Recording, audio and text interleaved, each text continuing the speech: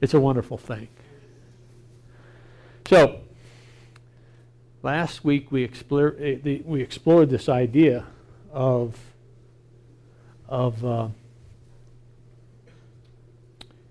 the importance of knowing our why. We saw a video of a comedian who was giving a presentation and talked about the difference between the what and the why. What is it that you do, and why is it that you do it? Two different things that are motivations, and those two motivations are different in their power.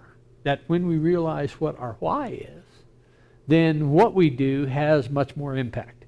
And so part of the homework assignment was to discover what your why was. What was your experience with that? Did you have any revelations this week?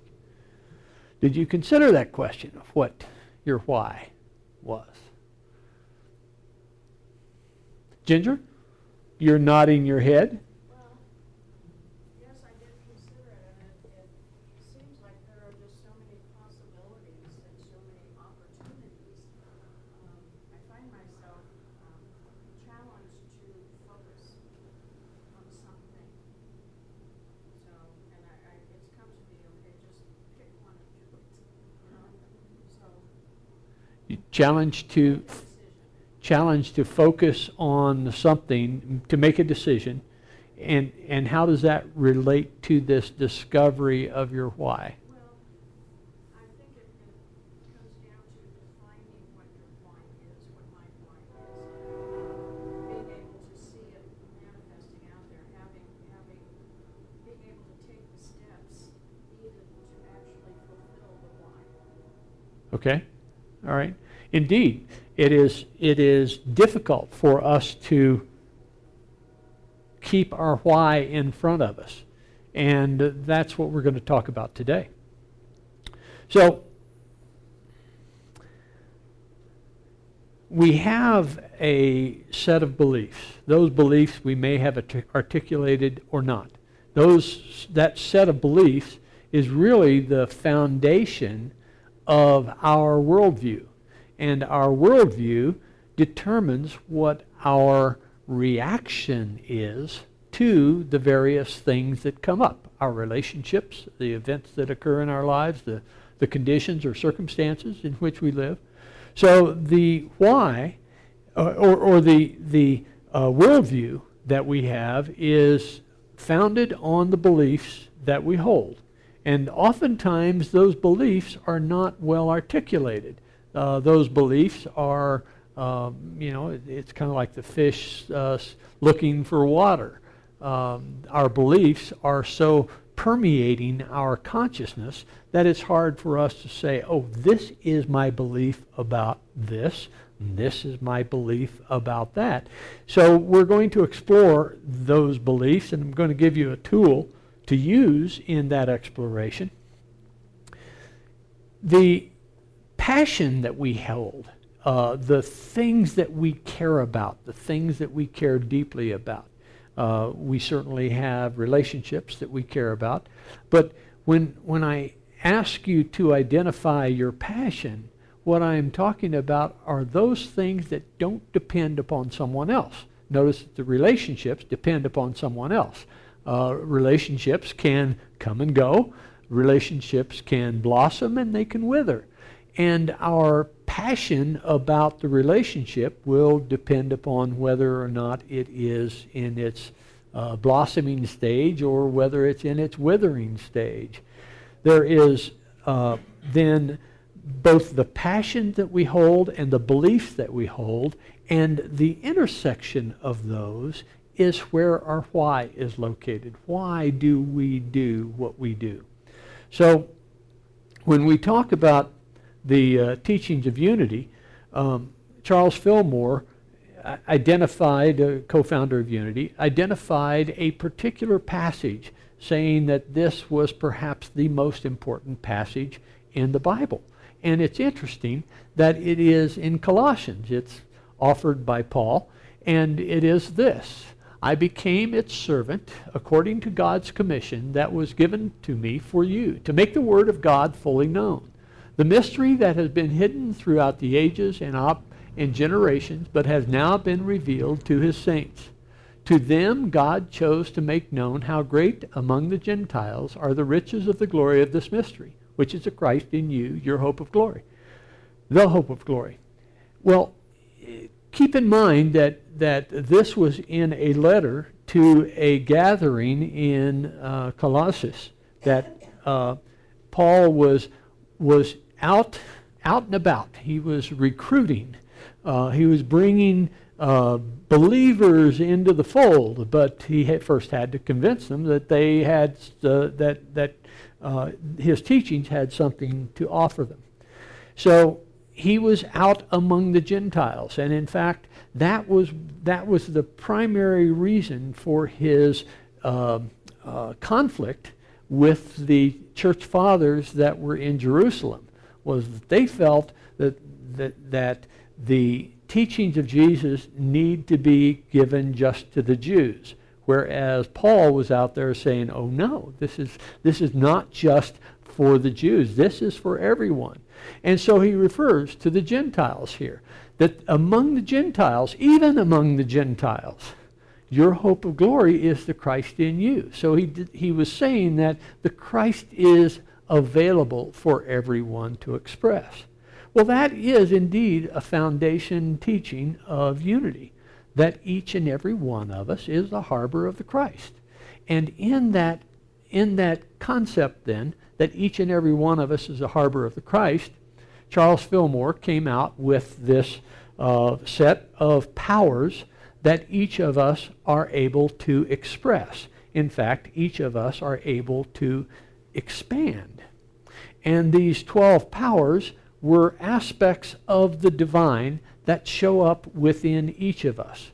So I offer this graphic of a prism being our personal consciousness, which is allowing the light of the Christ to shine through us, and it will differentiate into these 12 powers.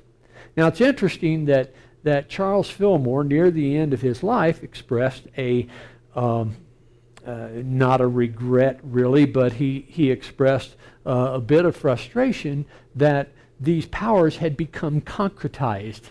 That in fact we see how the powers are interpreted now with lights in terms of colors. They're assigned to a particular month. That's merely an artificial thing. But the idea being that Charles was frustrated that his teachings were made more substantial than he intended. The idea, though, that I understand Charles to be saying is that we have within us the power of imagination, and that power of imagination can be either a latent imagination or it can be a very expressive and powerful imagination. And we really have the opportunity to grow that power. We have the opportunity to expand that power. And so the power of understanding, that is our being able to connect with and empathize with others and understand their perspective.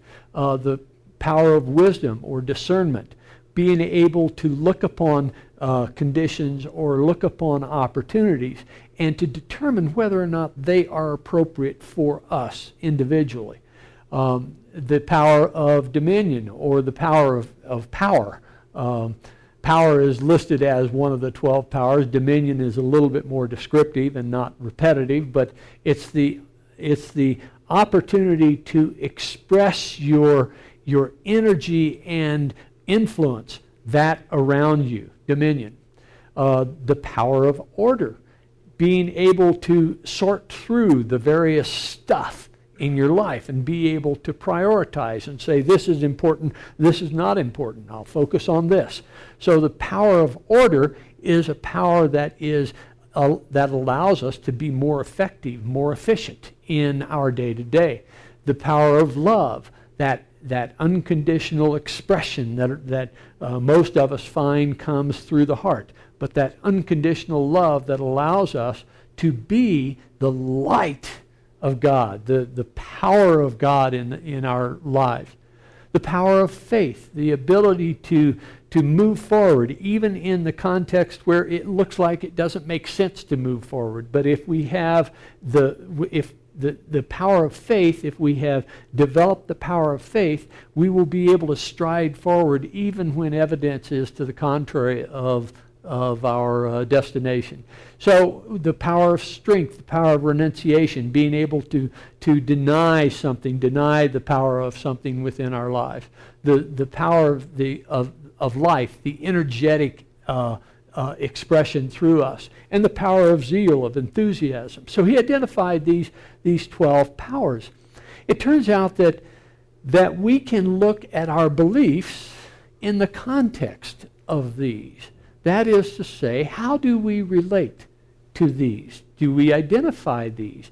What is our thought about these? The power of imagination. Do we consider that we have the creative power within us? Are we able to grow that power? What does that say about our true nature? Are we able to build our discernment? Are we able to refine our discernment? And so on. So as we consider these 12 aspects of the divine that are expressed through us, what does this tell us about our true nature? And what does this tell us about our relationship with God? So using this artificial structure, it can allow us to be more explicit about what we believe about who we are and our true nature. And so this set of beliefs, the ability for us to articulate our beliefs of who we are and our relationship with God is one part of the equation. The other part of the equation is passion. What is it that causes us to wake up in the morning? What is it that drives us? What is it that allows us to say, yes, this is worth it. What I am doing right now is worth it. I am passionate about this. And as I said, it's outside the context of relationships. It's because what I'm suggesting is that the passion that we hold for activities in the world, things to do, is an important part of why we do what we do. There's an Afghani woman. There's a YouTube video, and it is posted on our Facebook page. Go to Facebook and search for Living Water Spiritual Community. This is a recent post in our Facebook page. And it tells of this Afghani woman who grew up the daughter of a merchant, a businessman in Afghanistan. And she came of age. She went through secondary school, and she was to begin college. And her father, contrary to many of the fathers in Afghanistan, encouraged her to get an education. You know, go as far as you can, as far as you want to go. I'll support you. Well, it turns out that while she was accepted to medical school in Afghanistan, she actually couldn't go to medical school in Afghanistan because they had no female dormitories at the campus where she was accepted. So her father sent her to the U.S. to go to school. Well, as it turns out that while she was in school, her family experienced the invasion of Russia in Afghanistan.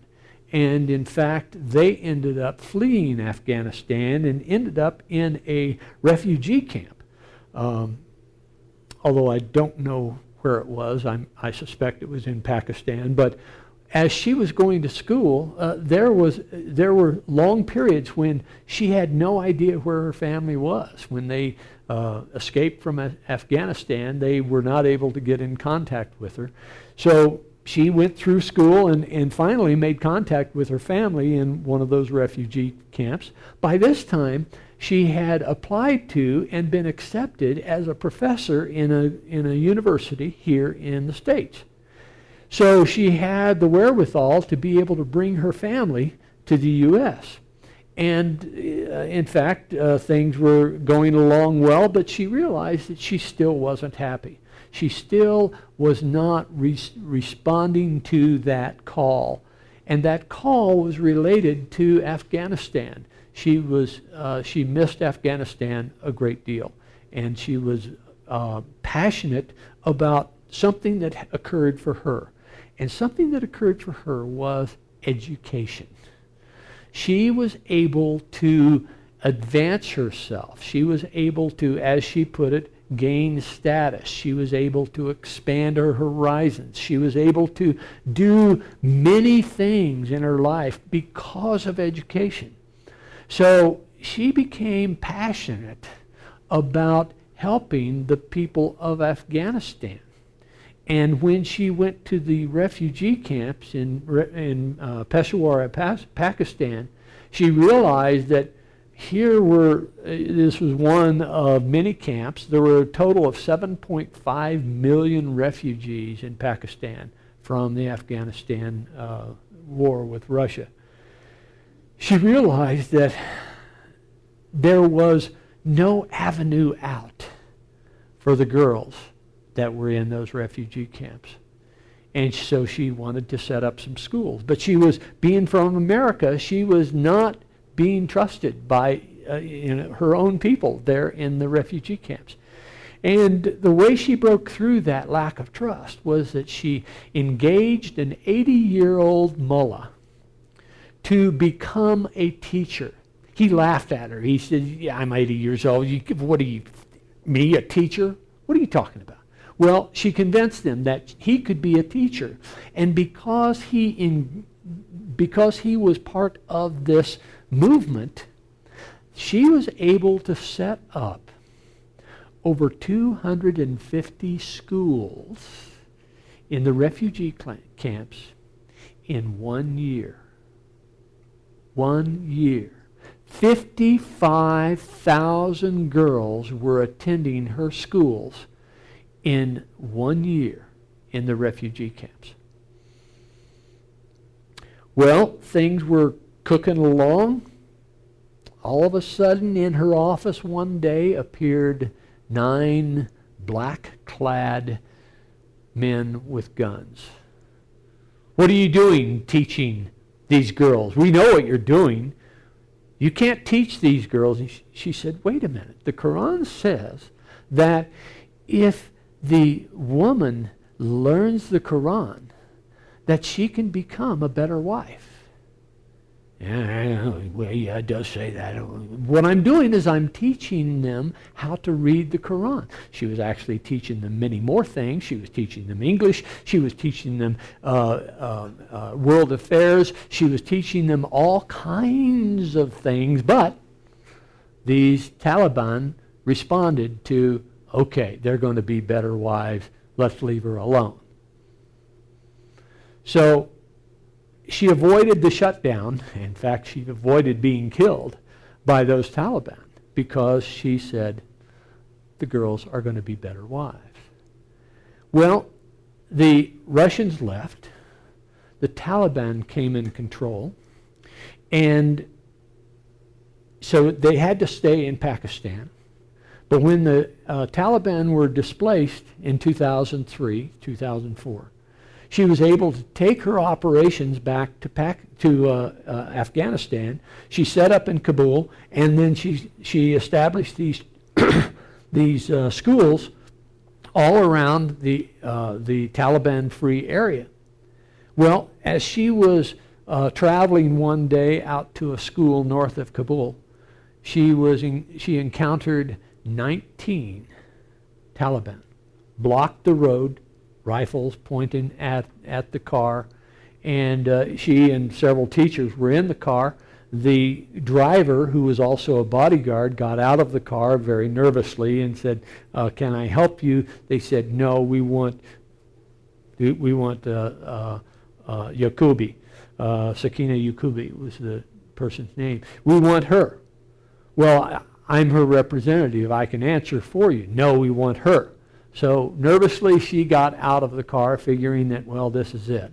We've got 19 Taliban. They are going to murder us all. And the Taliban said, one of the Taliban said, we know what you're doing. You're teaching girls how to read. You're teaching girls how to write. You're teaching girls English. You're teaching girls all of these things. What about us? What about us? All we know how to do is kill people. All we know how to do is fire a rifle.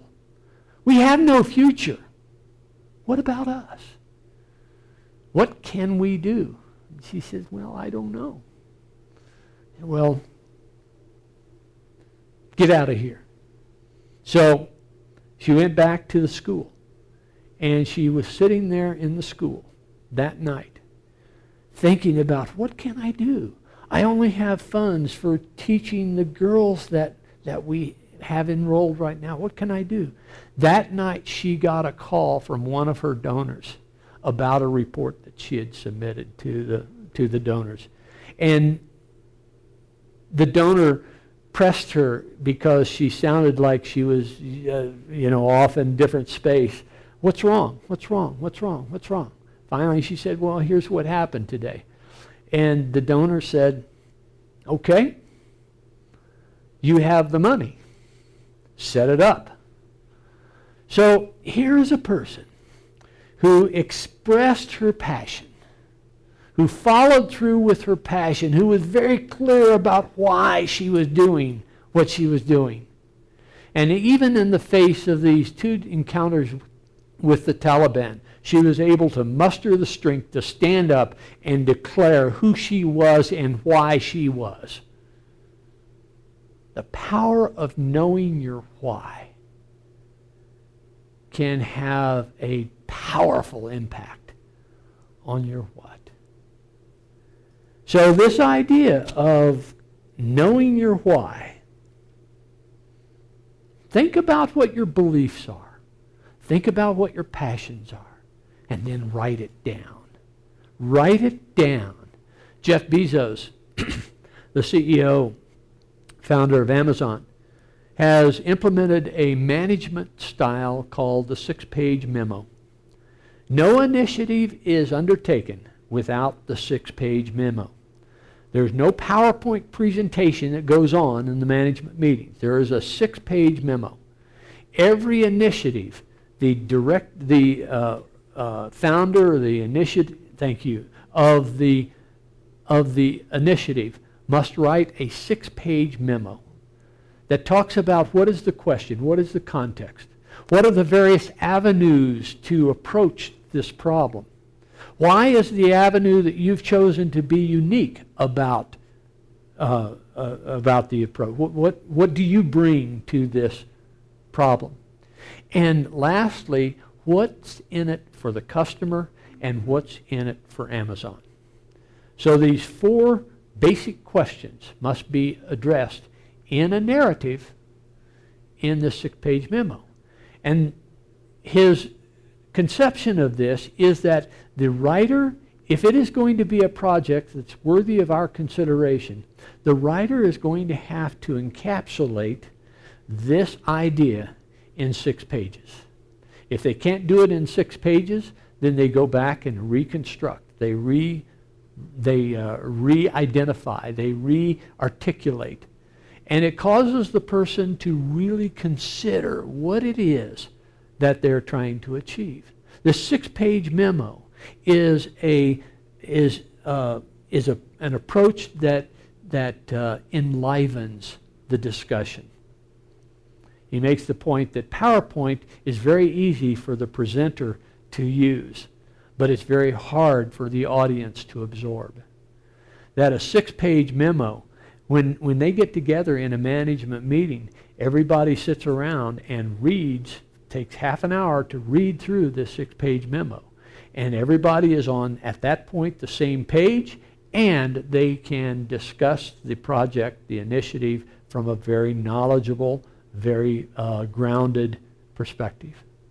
Well, write down your beliefs. Write down your passions, and then articulate your why. Encapsulate that why. Carry it with you. Remind yourself of it several times a day. Why?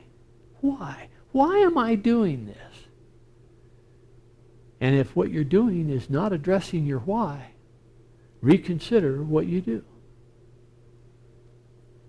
Even to the extent of the Taliban of your life threatening your life. What are those Taliban? Budgets, right? Finances, money.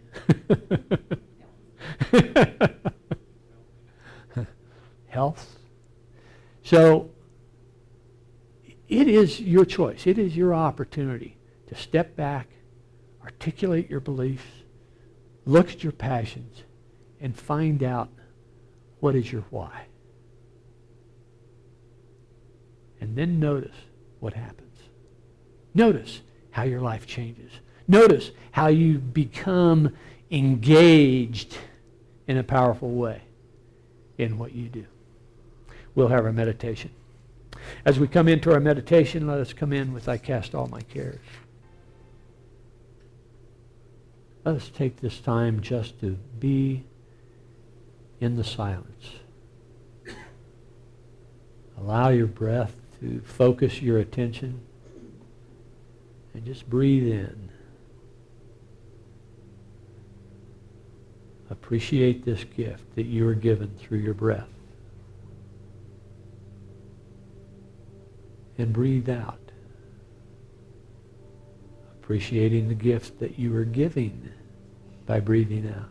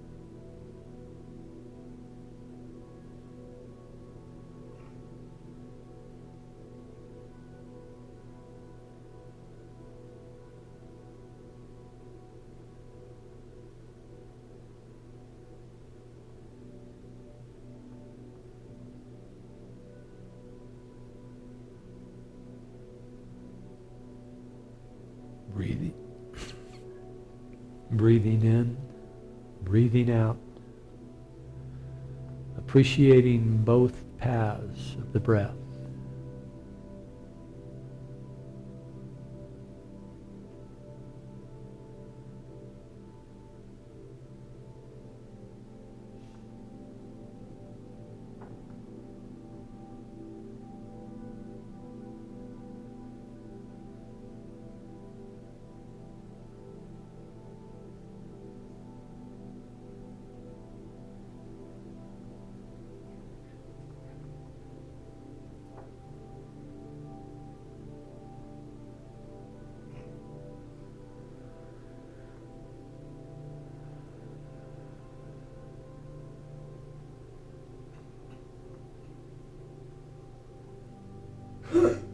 Allowing this feeling of appreciation to embrace us, permeate us, transform us.